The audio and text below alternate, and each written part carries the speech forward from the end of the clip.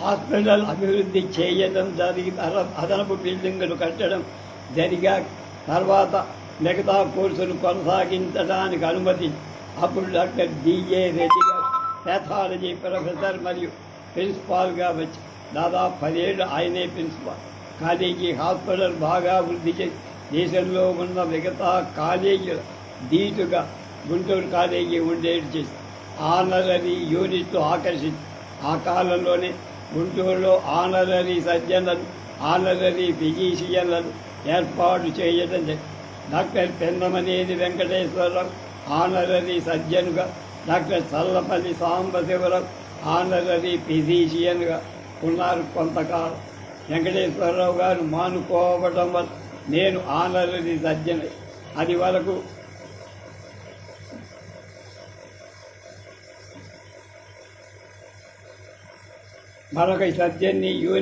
మరొక medical unit ఏర్పాటై doctor Maddineni Gopalakrishna, doctor Uppalapati Venkataratnam పనిచేసి ఆనరరీ యూనిట్లలో పనిచేసిన డాక్టర్లను బయట ప్రాక్టీసు ఉన్న వాళ్ళే కదా, ఎవరు డబ్బుకు కక్కుర్తి పడరు. నిజం చెప్పాలంటే మిగతా యూనిట్ల కన్నా మా ఆనరరీ యూనిట్ల పట్ల ప్రజలు, విద్యార్థులు, పీజీలు ఆకర్షింపబడి ప్రభుత్వం 1974లో ఆనరరీ సిస్టమ్ రద్దు చేసేసి నాకు సంబంధించిన వరకు ఆ కాలంలో నేనందించిన వైద్య సేవల పట్ల చాలా సంతృప్తి చెందాను.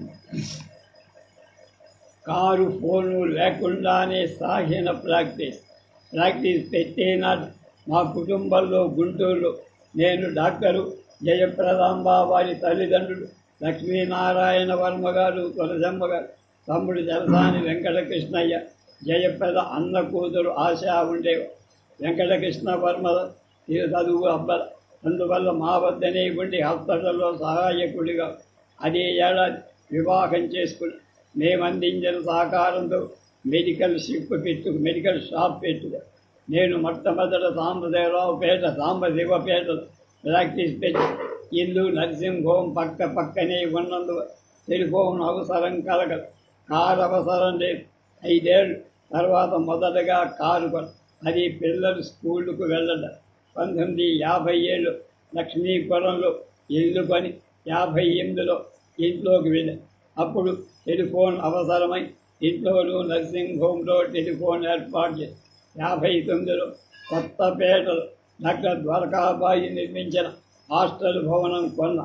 దాని పక్కన కొంత స్థలం ప్రాక్టీసు కావాల్సిన మరికొన్ని వసతులు ఏర్పాటు చేసుకొని 1961లో నర్సింగ్ హోమ్ అక్కడికి మార్చి మొదటి పేషెంటు విద్య సాంబశివపేటలో ప్రాక్టీసులు ఉన్న గుంటూరు పట్టణంలో ఒక పెద్ద కళాశాల, ఏసీ కళాశాల, హిందూ కాలేజ్, ఉమెన్స్ కాలేజీ దగ్గర ఉండటం వల్ల ఎక్కువ మంది విద్యార్థులు నా దగ్గరికే వైద్యానికి వచ్చేవారు.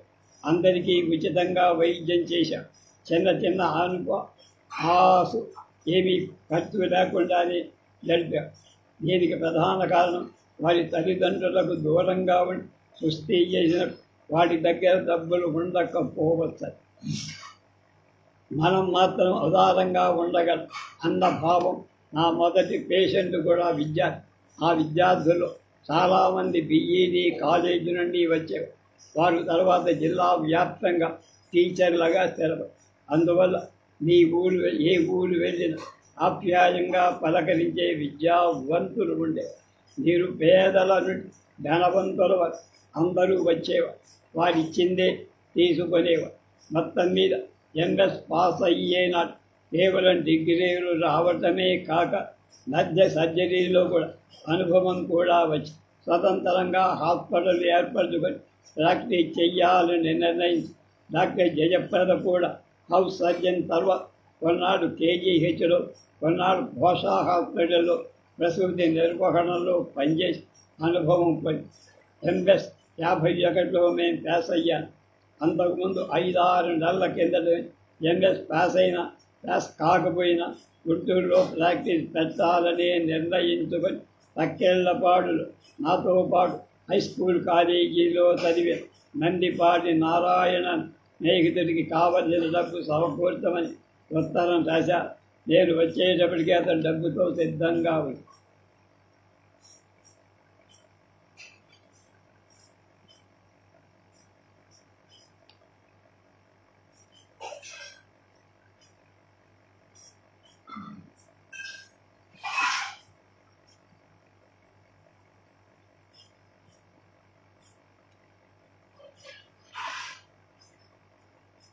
యతిరాజులు విశాఖలో ఉన్న కేజీహెచ్లో పనిచేస్తున్న రమణమూర్తి గారిని తీసుకుని వచ్చే బాధ్యత అతనికి చెప్పారు.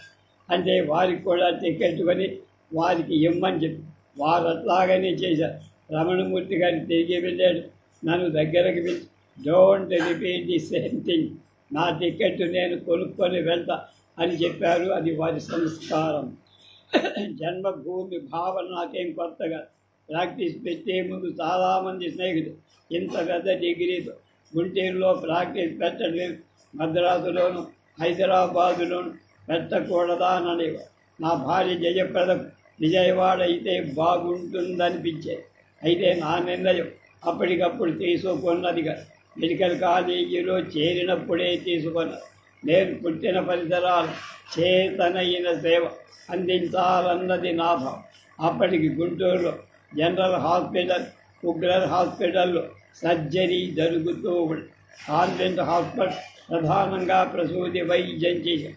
బయట ప్రాక్టీస్ సర్జన్లతో ఇద్దరు పెద్దలు ఉండేవారు. ఒకరు డాక్టర్ పరుచూరి వీరయ్య చౌదరి, రెండవ డాక్టర్ సిహెచ్ జాన్. అంతకుముందు వీరయ్య చౌదరి గారు ఆపరేషన్ చేయటం నేను చూశాను. సర్జరీ నైపుణ్యంగా చేసేవారు. జాన్ గారి సర్జరీ నేను చూడలేదు, కానీ ఎక్కువగా టాన్సిల్స్ ఆపరేషన్ కొత్తగా కొత్తేమీ లేకుండా ఇంజెక్షన్ ఇచ్చి చేసేవారు. అలానే కడుపు నొప్పి కేసు వస్తే, రోగి ఉదయం వస్తే సాయంకాలానికి గల అపెండిక్స్ ఆపరేషన్ చేసేవాళ్ళని చెప్పేవారు. డాక్టర్ జాన్ గారు నేను ప్రాక్టీస్ పెట్టిన 4-5 ఏళ్ళకు ఒక రోగి కారు తీసేస్తూ తనకు హార్ట్ అటాక్ వచ్చి అక్కడికక్కడే కూలిపోయి చనిపోయారు.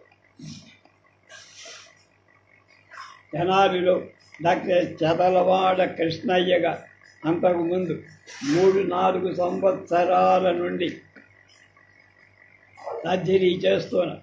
అందుకు మించి ఒంగోలు మినహా ఎవరు సర్జరీ చేసిన వాళ్ళు లేరు. అందువల్ల గుంటూరులో సర్జరీ ప్రాక్టీస్ బాగుంటుందని అనుకో. అదే సమయంలో డాక్టర్ వైవి సుబ్బారావు గారు కొన్నాడు మద్రాస్ జనరల్ హాస్పిటల్లో అనుభవం కలిగి గుంటూరులో హాస్పిటల్ మళ్ళా ప్రారంభం. అయితే ఆయన కేవలం సర్జరీ కేసులు మాత్రమే చేసేవాడు. సాధారణంగా మెడికల్ కేసులు చూసేవాడు కాదు. సర్జరీలో కూడా ప్రత్యేకత కావాలన్న ఉద్దేశంతో న్యూరో సర్జరీ మొదలైన కొన్ని చేసి చివరకు ప్లాస్టిక్ సర్జరీలో స్థిరపడ్డా. నేను మాత్రం కంటి ఆపరేషన్ తప్ప చేతనైనంతవరకు అన్ని ఆపరేషన్లు చేసేవాడు. క్యాన్సర్ ఆపరేషన్ చిన్నదైనా ఊహించని కారణంతో రోగి మరణించే అవకాశం పెద్ద స్పెషలిస్టు దగ్గరుండి మామూలు ప్రాక్టీషన్ల వరకు ఈ కేసులో దెబ్బ తినకుండా ఎవరూ లేరు. దాదాపు 25 సంవత్సరాలు నేను ఆ ఇబ్బందిని తర్వాత తప్పల మత్తు ఇవ్వటానికి అప్పటి స్పెషలిస్టులు ఎవరూ లేరు. డాక్టర్ల దగ్గర అనుభవం గడించే నాన్ మెడికల్ పీపుల్ కొందరు ఉండేవారు. డాక్టర్ పర్చూరి వీరయ్య గారి దగ్గర సీతారామయ్య అనే సీనియర్ కాంపౌండర్ ఉండే. అవసరమై ఉండి నేను వారి అనుమతితో సీతారామయ్యతో అనిస్థేషియా ఇప్పించేవారు. ముఖ్యంగా టాన్సిల్ కేసులు. వేసవి కాలం చాలా ఎక్కువ అత్యవసరమైన కేసులు తప్ప మేజర్ ఆపరేషన్ ఎండాకాలంలో చేసేవాళ్ళం కాం. మా ఇద్దరిది మంచి హస్తవాసని అంతా అనుకునేవారు. ప్రాక్టీసులో ప్రధానమైన ఇబ్బంది రోజు 24 గంటలు డాక్టర్లు అందుబాటులో. అందులో పల్లెటూరు నుండి రావటానికి ప్రయాణ సౌకర్యాలు ఉండవు కదా. అంతవల్ల వాడు ఇంటి దగ్గర బయలుదేరి ఏదో ఒక వేళకు హాస్పిటల్కి వచ్చి ఒకప్పుడు ఉదయం 8 నుంచి మధ్యాహ్నం 3 వరకు పనిచేసి భోజనానికి వెళ్ళబోయేటప్పుడు పేషెంట్కి వచ్చారు. సహజంగానే అటువంటి టైంలో కొంత చిరాకు తప్పదు. రోగుల బృందాలు గ్రహించగలిగి చేసుకొని వారి మీద విసుగు లేకుండా చూశారు. సాంబశివపేట నుండి కొత్తపేట. 2 ఏళ్ల తర్వాత రోగుల వసతి కోసం మా నివాసాన్ని పక్కన ఉన్న 3 ఇళ్ళు తీసుకొని 60 మంది వరకు వసతి కల్పించాం. అయినా బిల్డింగ్ హాస్పిటల్ కట్టింది కాదు కనుక అన్ని వసతులు సరిగ్గా లేవు. మిషన్ హాస్పిటల్, జనరల్ హాస్పిటల్స్లో వైద్యం పొందేవాళ్ళు తోడుగా ఉండేవారు. బడ్జెట్ ఉండాల్సిందే, అది మనకు కుదరదు. ప్రైవేట్ హాస్పిటల్తో వారి వంట భోజనానికి వసతి కూడా అనుకూలంగా ఉండేట్లు ఏర్పాటు చేయడం తప్పనిసరి. 10 సంవత్సరాల తర్వాత కొత్తపేటలో డాక్టర్ ద్వారకాబాయి భవనంలోని హాస్పిటల్ మారి ఎక్కువ వసతులు కల్పించగలిగాం. ఆనందాన్ని అందించిన ఆనరరీ ఉద్యోగం.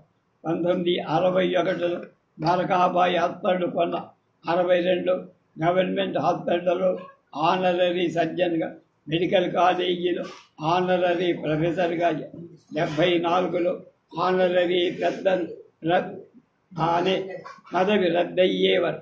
ఆ పదవిలో పని పెరుగుతున్నప్పటికీ ఉత్సాహంగా 2 పనులు చేసి మామూలుగా రెగ్యులర్ యూనిట్లలో జరిగే పనితో సమానంగా సర్జరీ కానీ టీచింగ్ కానీ చేయగలరు. పోస్ట్ గ్రాడ్యుయేట్ చదవడానికి వచ్చిన డాక్టర్లకు ఎక్కువ సన్నిహితంగా ఉండి వాళ్ళని బాగా ప్రోత్సహించేవారు. పరీక్షలు అయిన 2 నెలల్లోని గుంటూరులో ప్రాక్టీసు ప్రారంభించి high school, college, medical college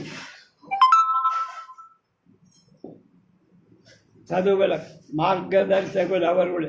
అలానే ప్రాక్టీస్ పెట్టాక కూడా ఏ విధమైన ప్రాక్టీస్ చేయాలో చెప్పేవాడు లేదు. మెడికల్ కాలేజీలో వైద్యాన్ని నేర్చుకుంటారు కానీ ఫీజు ఎంత తీసుకోవాలో తెలియదు.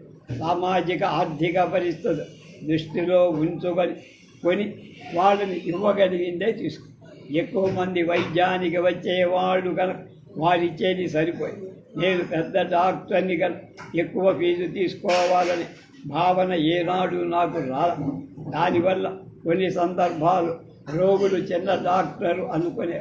కాలక్రమేణా సర్జరీలో ప్రాక్టీస్ పెరగడం, ఆ తర్వాత గుంటూరులో 10 ఏళ్ళు జనరల్ హాస్పిటల్లో ఆనరీ సర్జన్గా పనిచేయడం, ఆనరీ ప్రొఫెసర్గా విద్యార్థులకు బోధించడం జరిగింది. నాకు తృప్తి కలిగించింది. ఆ 10 ఏళ్లలో ప్రాక్టీసు, విద్యా బోధ.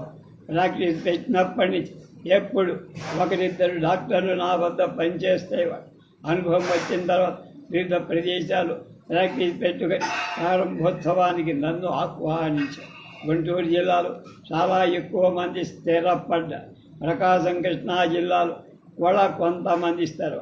కొత్తగూడెం, భద్రాచలం, రాజమండ్రి, నిజామాబాద్ లాంటి చోట్ల కూడా ప్రాక్టీస్ పెట్టి పేరు తెచ్చుకున్నారు.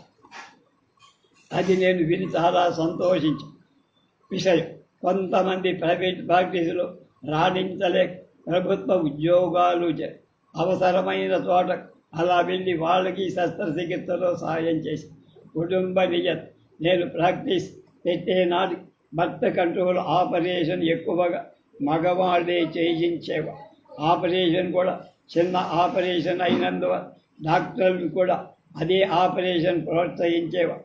అవుట్ పేషెంట్గా వచ్చి ఆపరేషన్ చేయించుకొని 1 గంట కూడా హాస్పిటల్లో ఉండే పని లేకుండా ఇళ్లకు వెళ్ళి ప్రసవించిన తర్వాత ఆడవారు ఆపరేషన్ చేయించుకోవడం మొదలుపెట్టి మగవారి ఆపరేషన్ తగ్గాయి. అప్పటికే ఆడవారి ఎక్కువగా ఆపరేషన్ చేయించుకుంటారు. ప్రభుత్వం వారు ఈ ఆపరేషన్ ప్రోత్సహించాలనే ఉద్దేశం ఆపరేషన్ చేసిన డాక్టర్ చేయించుకున్న స్త్రీలకు ఆర్థిక ప్రోత్సాహకాలు అందిస్తారు. అయినా ఇప్పటికీ ఆర్థికంగా సాంఘిక వెనకబడిన వర్గాలు ఈ ఆపరేషన్ తగినంత ఆదరణ లేదు. ప్రభుత్వం కూడా ఉదాసీనంగా. కాన్పుల విషయానికి వస్తే కాన్పు కష్టమైన ఫోరెన్సిక్ డెలివరీ చేయడం అవసరం. ఒక్కొక్కప్పుడు సిజేరియన్ ఆపరేషన్ కూడా అవసరం. మొదటి సంవత్సరంలో ఫోరెన్సిక్ డెలివరీ చేసి 2వ ఏట సిజేరియన్ మొదలుపెట్టి అప్పటి నుంచి ఏ అనుమానం లేక అన్ని కాన్పు కేసులు చూసేవాళ్ళం. రేప్ తొలి మేజర్ ఆపరేషన్